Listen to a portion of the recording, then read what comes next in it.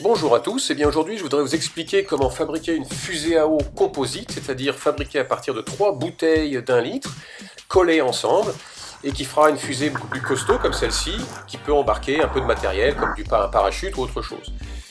Donc comment ça se passe? Tout simplement on va prendre 2 bouteilles dont on va couper le fond, et puis on va les coller, ici fond à fond. Et puis on prendra une 3e bouteille et on viendra couper le goulot, de même que la bouteille verte ici sur le schéma, et puis les coller ensemble. Ça donnera en réalité à peu près ça, vous voyez, ces 2 bouteilles fond à fond, puis goulot à goulot collés ensemble. Ce sera le corps de notre fusée qui fait à peu près 3 litres de capacité, donc beaucoup plus grand qu'auparavant. L'eau qui fonctionne, c'est Kesak. La bouteille qui fonctionne, c'est Kesak. Je ne fais pas de pub, mais c'est la seule bouteille qui fonctionne parce qu'elle a un goulot en trompette.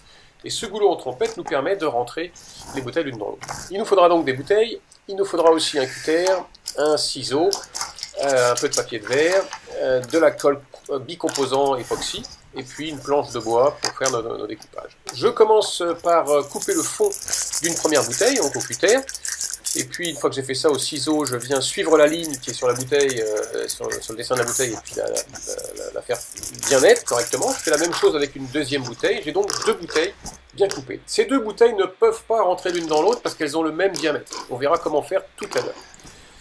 Maintenant, je reviens sur ce goulot en trompette qui permet magiquement en fait de rentrer l'une dans l'autre. Et si je les coupe, ces 2 goulots, à des endroits différents, ici tout en haut, ici au milieu du creux, eh bien je vais pouvoir rentrer l'une dans l'autre. Alors allons-y, je coupe le premier goulot, donc j'enlève le pas de vis, ici je l'éjecte, et puis avec un ciseau, je viens donc faire une belle finition à l'endroit que j'ai décidé, un peu comme sur les dessins que vous venez de voir il y a 2 minutes.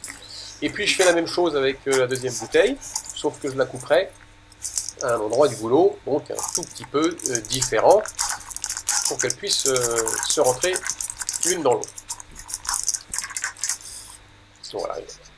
Je fais une belle finition également au ciseau, et puis je vérifie que ça rentre l'une dans l'autre. Et bien effectivement, il n'y a pas de problème pour rentrer d'environ un demi-centimètre ici, l'une dans l'autre. On verra qu'un peu plus tard, avec un peu de colle, ça rentrera même un peu plus loin, parce que ça fait un effet de lubrifiant en quelque sorte.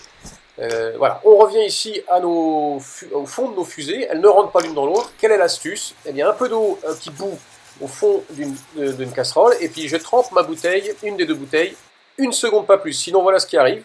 Elles sont très sensibles à la chaleur, donc 1 seconde dans de l'eau qui bout, et ça va rétrécir légèrement le périmètre de l'une de ces 2 bouteilles, et ensuite elle va pouvoir rentrer dans la 2e bouteille, et on va pouvoir ensuite les coller. Alors, je réemmanche ma bouteille par le goulot, et puis voilà, j'ai en fait une grande bouteille de 3 litres qui sera le corps de ma fusée, et maintenant il me reste à coller donc ces morceaux ensemble. Alors, l'opération ici de ponçage est extrêmement importante parce qu'elle va permettre à la colle d'accrocher. Si vous ne poncez pas, la colle ne va pas tenir et votre fusée risque d'exploser. On vérifie, voilà, ça rentre en fait même encore mieux qu'avant le ponçage, ça glisse mieux l'une dans l'autre. Donc il nous restera ensuite à poncer le fond de la bouteille. Donc ici je ponce l'intérieur et l'autre bouteille je vais poncer l'extérieur de la bouteille et elles vont de la même façon rentrer l'une dans l'autre. Il ne me reste donc plus qu'à les coller. Alors la colle, c'est la colle type époxy 2 composants, hein, il y a Sader ou Araldite qui fait ça, donc je mets la même quantité de ces 2 composants et je la mélange vraiment bien. J'ai ensuite environ 5 minutes avant que la colle ne durcisse, ou même pas, hein, dans quelques minutes. Je mets donc de la colle à l'extérieur ici de cette bouteille qui va rentrer dans l'autre, et puis je tourne un peu cette bouteille, je la tourne un petit peu dans l'autre, de manière à ce que la colle se répartisse bien à l'intérieur, et ça puisse avoir une bonne adhésion. Ensuite, je fais la même chose dans les goulots. Donc ici, le goulot, je mets de la colle à l'intérieur de celui-ci et à l'extérieur de celui-là. Et puis, je vais rentrer donc un goulot dans l'autre en faisant tourner un petit peu pour que la colle se répartisse bien. Et puis, vous allez voir que ça va rentrer là carrément d'environ 1 cm. C'est très bien. Donc, ça va faire une belle jonction qui tiendra tout à fait la pression quand on va gonfler. Alors là, opération très importante, je prends l'ensemble et je regarde dedans comme une jumelle et je m'assure que les goulots soient alignés avec le fond de la dernière bouteille. Il y a un point noir au fond de la dernière bouteille, tout ça doit être aligné. Je rajoute un petit peu de scotch, alors c'est le scotch renforcé avec un type de verre, hein. Je fais 2 tours là, ici, voilà, simplement pour une sécurité supplémentaire, éviter que la bouteille ne gonfle.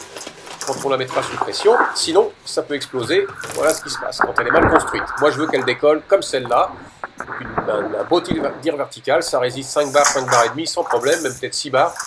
Voilà. Ensuite, la partie ici des goulots, j'aimerais bien qu'elle soit cylindrique, donc je vais c'est de la cosmétique là, hein, je vais y mettre une feuille de plastique type un porte-document, et puis avec du scotch, je viens coller ça, j'ai pris 2 feuilles, là, l'une à côté de l'autre, et puis je viens donc faire un beau cylindre pour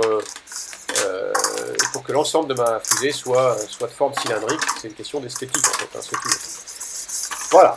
Il nous manque maintenant à y mettre, on s'imagine bien des ailerons, hein, mais je ne vais pas le détailler ici parce que je l'ai fait dans une autre vidéo. Regardez en haut à droite de votre écran, il y a un petit i qui s'affiche et vous pouvez cliquer dessus. Vous verrez une autre vidéo où j'explique comment faire des ailerons et la capsule.